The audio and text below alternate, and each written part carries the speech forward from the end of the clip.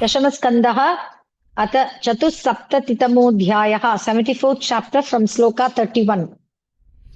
ईशो दुरत्ययः काल इति सत्यवती श्रुतिः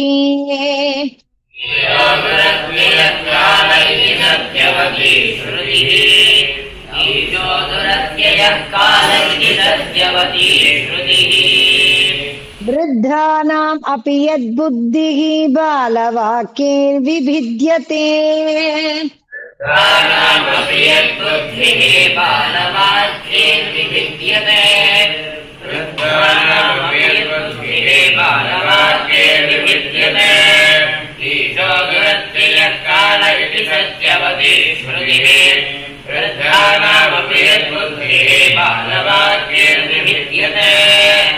योऽयं पात्रविदां स्वेष्टा मामन्ध्वं बालभाषितम्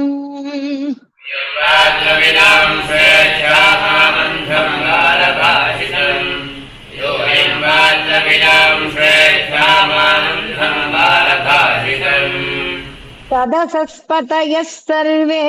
कृष्णो यत्सप्तमोऽर्हणि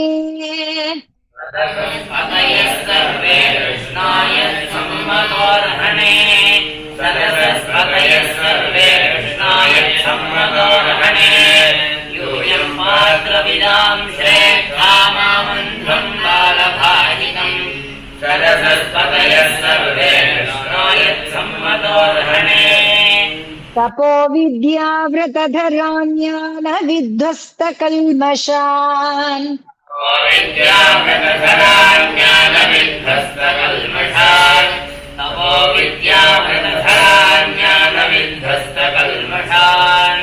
परमर्षीन् ब्रह्मनिष्ठान् लोकपालैश्च पूजितान्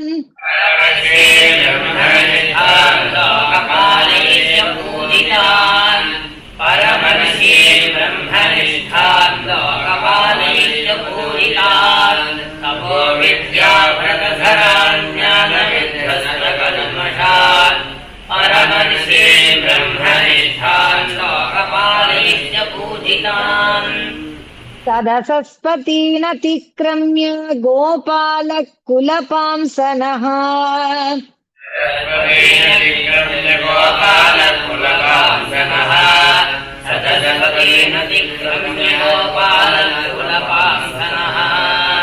यथा काकः पुरोडाशं सपर्यां कथमर्हति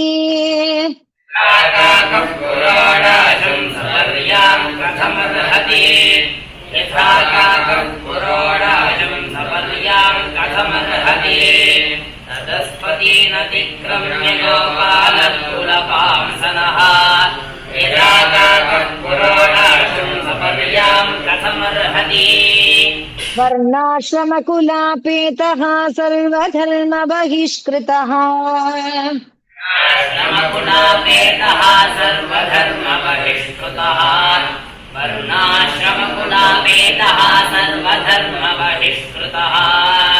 स्वैरवर्ती गुणैर्हीनः सपर्यां कथमर्हति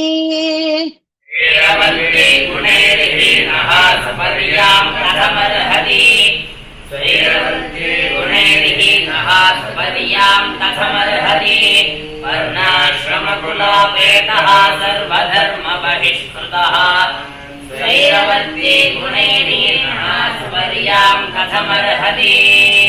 ययाति नैषां हि कुलं शप्तं सद्भिर्बहिष्कृतम्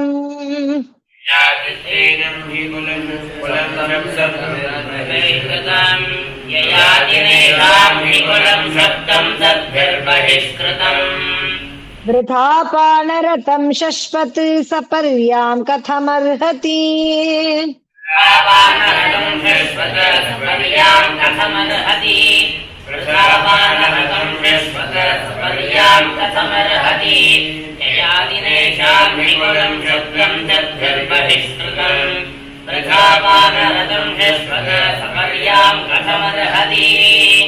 ब्रह्मर्षि सेवितान् देशान् हित्वैते ब्रह्मवर्चसम् ब्रह्मवर्चसम् ब्रह्मर्षि सेविताम् देशाम् हित्वैते ब्रह्मवर्चसम् समुद्रं दुर्गमाश्रित्य बाधन्ते दस्यवः प्रजाः दुर्गमाश्रित्य बाधन्ते दस्यवः प्रजाः समुद्रम् दुर्गमाश्रित्य बाधन्ते दस्यवः प्रजाः ब्रह्मर्षिसेविताम् देशान् हित्वैते ब्रह्मवर्चसम् समुद्रम् दुर्गमाश्रित्य बाधन्ते दस्यवः प्रजाः एवम् आदीन्य भद्राणि भभाषे नष्टमङ्गलः आदीन्य भद्राणि बभाषे नष्टमङ्गलः एवम् आदीन्य भद्राणि बभाषे नष्टमङ्गलः न उवाच किञ्चित् भगवान् यथा सिंहः शिवारुतम् उवाच किञ्चित् भगवान् यथा सिंहः शिवारुतम् न उवाच किञ्चित् भगवान् यथा सिंहः शिवारुतम् एवम् आदीन्य भद्राणि बभाषे नष्टमङ्गलः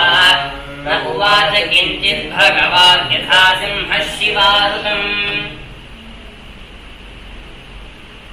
भगवन्निन्दनं श्रुत्वा दुस्सहं तत्सभासदः भगवन्निन्दनं श्रुत्वा दुस्सहं तत्सभासदः भगवन्निन्दनं श्रुत्वा दुस्सहं तत्सभासदः कर्णोऽपि धाय निर्जग्मुः शपन्तश्चेदीपं वृषा विधाय निर्जग्मुः शपन्तश्चेदीपं वृषा कर्णो विधाय निर्जग्मुः शपन्तश्चेदीपं वृषा भगवन्निन्दनं श्रुत्वा दुस्सहं तत्सभासदः कर्णो विधाय निर्जग्मुः शपन्तश्चेदीपं वृषा निन्दां भगवतः शृण्वन् तत्परस्य जनस्य वा भगवतः शृण्वन् तत्परस्य जनस्य वा निन्दां भगवतः शृण्वन् तत्परस्य जनस्य वा ततो नापैति यः सोऽपि यात्यदः सुकृताच्युतः ततो नापैति यस्तोऽपि यात्यधस्तु कृताच्युतः ततो नापैति यस्तोऽपि यात्यधस्तु कृताच्युतः निन्दां भगवतः शृण्वन् तत्परस्य जनस्य वा ततो नापैति यस्तोऽपि यात्यधस्तु कृताच्युतः ततः पाण्डुसुता क्रुद्धा मत्स्यकैकयसिञ्जयाः पाण्डुसुता क्रुद्धा मत्स्यकैकयसृञ्जयाः ततः पाण्डुसुता क्रुद्धा मत्स्यकैकयसृञ्जयाः उदायुधा समुत्तस्तुः शिशुपालजिघांसवः उदायुधा समुत्तस्थो शिशुपालजिघांसवः उदायुधा समुत्तस्थो शिशुपालजिघांसवः ततः पाण्डुसुता क्रुद्धा मत्स्यकैकयसृञ्जयाः उदायुधा समुत्तस्थो शिशुपालजिघांसवः ततश्चैद्यस्तु असम्भ्रान्तो जगृहे खड्गचर्मणि ैद्यस्तु असम्भ्रान्तो जगृहे खड्गचर्मणि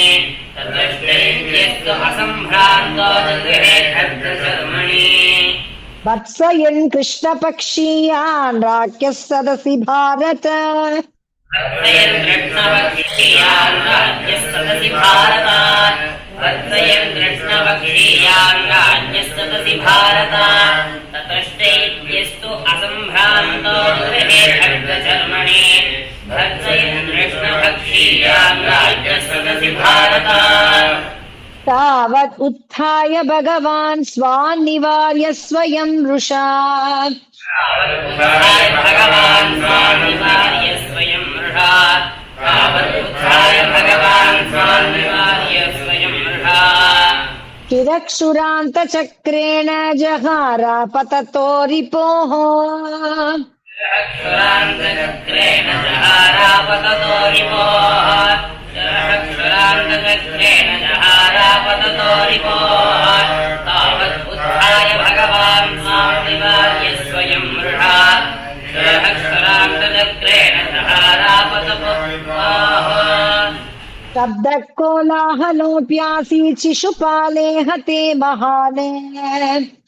कोलाहलोऽप्यासीत् शिशुपाले हतो महान्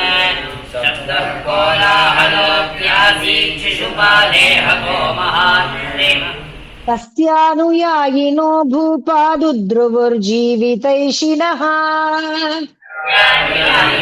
भूपादुद्रुवुर्जीवितैषिणः तस्यानुयायिनो भूपादुद्रुवुर्जीवितैषिणः शब्दः कोलाहलोऽप्यासीच्छिरुपाले हते महान्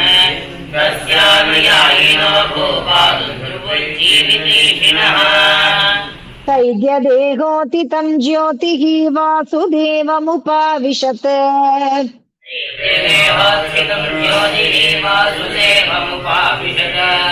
चैद्यदेहोत्थितं ज्योतिः वासुदेवमुपाविशत्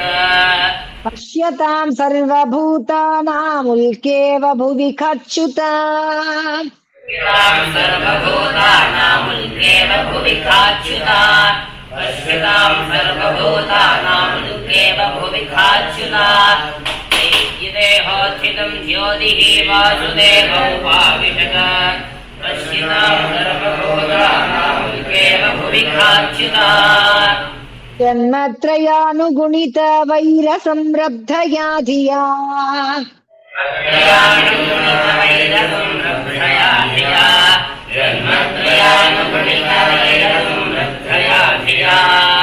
ध्यायन् तन्मयतां यातो भावो हि भवकारणम्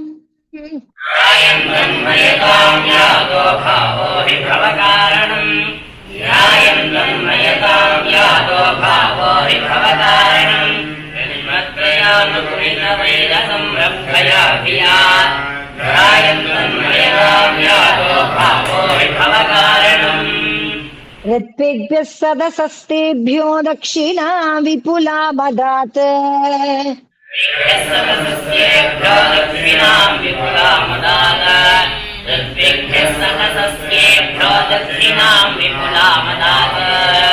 सर्वान् सम्पूज्य विधिवत् चक्रेव भृतमेकराट्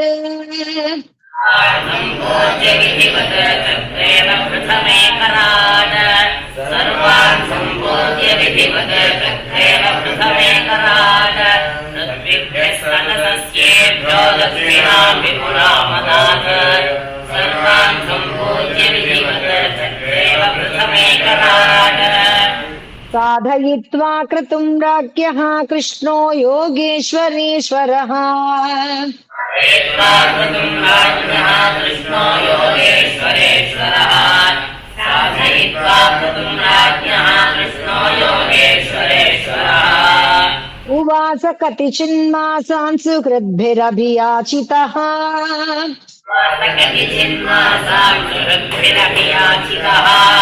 उवास कतिचिन्मासान् सुहृद्भिरभियाचितः साधयित्वा क्रतुं राज्ञः कृष्णो योगेश्वरेश्वरः उवास कतिचिन्मासान् सुहृद्भिरभियाचितः ततोऽनुज्ञाप्य राजानम् अनिच्छन्तमपीश्वरः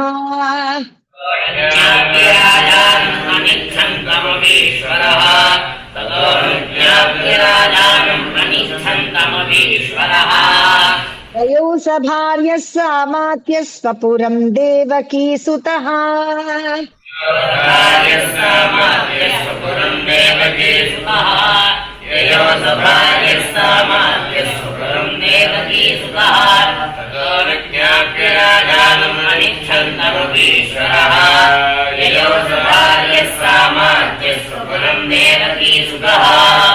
वर्णितं तदुपाख्यानं मया ते बहुविस्तरम्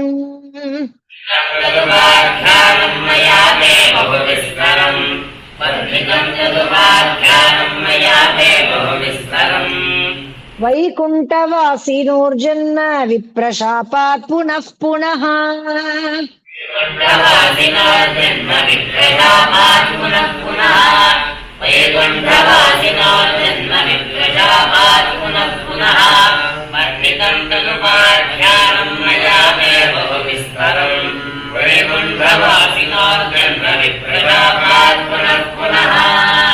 राजसूयावभृत्येन स्नातो राजा युधिष्ठिरः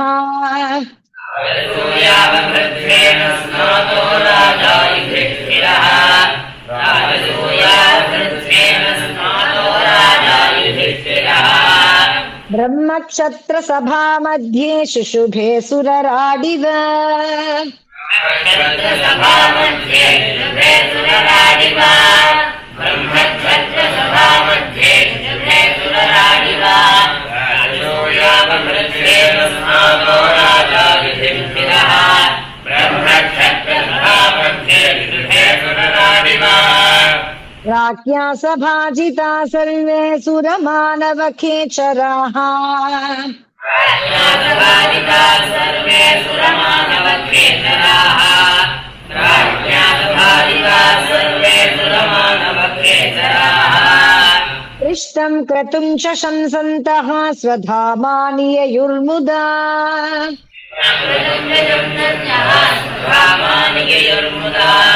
कृष्णं कृतं सन्तः स्वधामानिर्मुदा राज्ञासभाजिता सर्वे सुरमानवखेचराः कृष्णं कृतं सन्तः स्वधामानिर्मुदा दुर्योधनमृते पापं कलिं कुरुकुलामयम् पापं कलिं कुरुकुलामयम् दुर्योधनमृते पापं कलिं कुरुकुलामयम् यो न सेहे श्रियं स्पीतां दृष्ट्वा पाण्डुसुतस्य ताम्